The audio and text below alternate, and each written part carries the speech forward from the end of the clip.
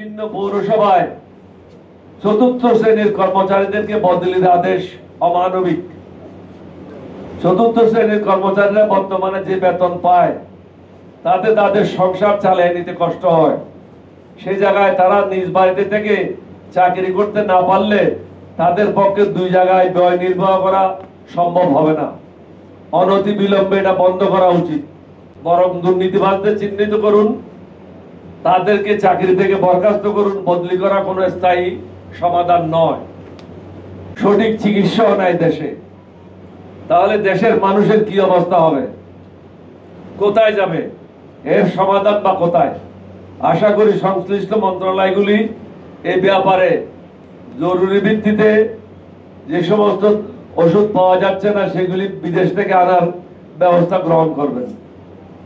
বিভিন্ন বেসরকারি ব্যাংক বিভিন্ন অজুহাতে তাদের কর্মকর্তা কর্মচারীদেরকে বের করে দিচ্ছে। যেমন এসালম, তিনি হয়তো 24 বিলিয়ন বা 30 বিলিয়ন টাকা নিয়ে বিদেশে পলায়ে গেছে। কর্মচারীদের তো এত দোষ নাই। যদি দোষ থাকে তাদের বিরুদ্ধে এনকোয়ারি করেন, এনকোয়ারি করে তাদেরকে বরখাস্ত করেন, জেলে দেন, কারো কোনো আপত্তি নেই। কিন্তু বিনা কোনো কারণে তাদেরকে চাকরি থেকে বের করবেন, বেকার সমস্যা আরো অধিকতর বৃদ্ধি পাবে, এটা দেশের জন্য কখনো কাম্য হতে পারে না। যেখানে আমি একজন লোককে চাকরি দিতে পারছি না, যেখানে বিদেশ থেকে কোনো বিনিয়োগ আসছে না, সেখানে আমি যারা চাকরিতে আছে তাদেরকে বের করে দিচ্ছি, এটা তো ইউনিট সরকারের কাজ না। আমরা অনুরোধ করব তিনি যেন এই ব্যাপারে প্রয়োজনীয় ব্যবস্থা গ্রহণ করেন।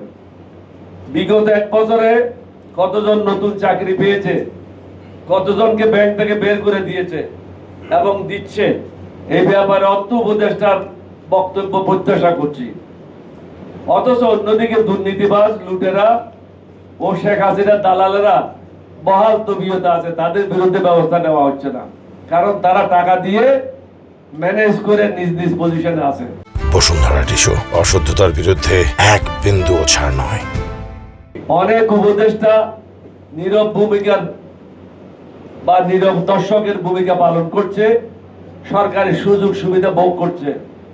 জনগণের কি প্রয়োজন, জনগণ কিভাবে উপকৃত হবে, এভাবে তারা কোনো চিন্তা ভাবনা করছে না। তারা মনে করছে আমরা যে কয়েকদিনের জন্য আসছি মজা করে নি, এটা মজা করার জায়গা না। আপনারা মনে করছেন হয়তো জনগণ কিছু করবে না, কিন্তু আল্লাহর শাস্তি থেকে আপনারা কখনো মুক্ত হবেন না।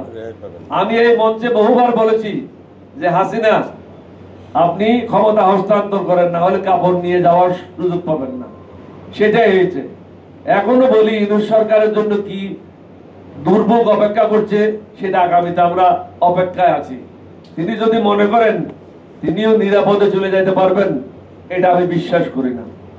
কারণ বাংলাদেশের লোকের সাথে যারাই প্রতারণা করেছে, বেঈমানি করেছে, আল্লাহর পক্ষ থেকে তাদের উপর গজব নেমে এসেছে। দেরিতে হলেও গজব থেকে তারা মুক্ত হয় নাই।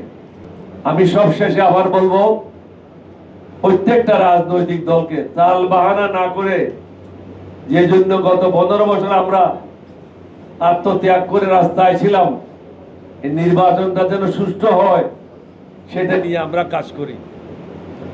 নির্বাচন ব্যাহত হয় এই ধরনের কোন বক্তব্য রাখা, এটা হবে হাসিনাকে সাহায্য করার শামিল এবং হাসিনার দালাল হিসেবে আমরা চিহ্নিত হব। ভারতের পক্ষে যারাই পদক্ষেপ নেবে তারা ভারতের দালাল হিসেবে চিহ্নিত হবে।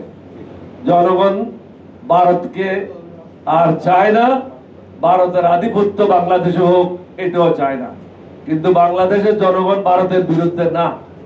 আমরা ভারতের ক্ষতি হয়, বাংলাদেশের জনগণ কখনো এই ধরনের কাজ হবে না, করবে না। কারণ আমরা ইসলাম ধর্মে বিশ্বাস করি।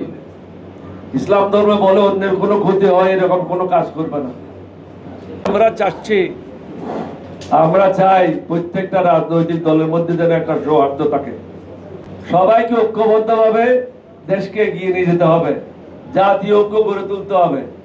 পিয়ার পদ্ধতি এখানে গুরুত্বপূর্ণ না। এখানে গুরুত্বপূর্ণ হলো অবাধ, সুষ্ঠু এবং নিরপেক্ষ নির্বাচন। জামাত ইসলামের লোকেরা সবাই শিক্ষিত এবং শত শত ডক্টরেট ডিগ্রি হোল্ডার আছে। তাদেরকে আমরা অনুরোধ করব অযথা সমস্যা সৃষ্টি না করে সকলের সাথে মিলে এগিয়ে যাওয়ার জন্য। জনগণের কাছে ভোট প্রার্থনা করেন, জনগণ যাকে সমর্থন দেবে তারাই নির্বাচিত হবে।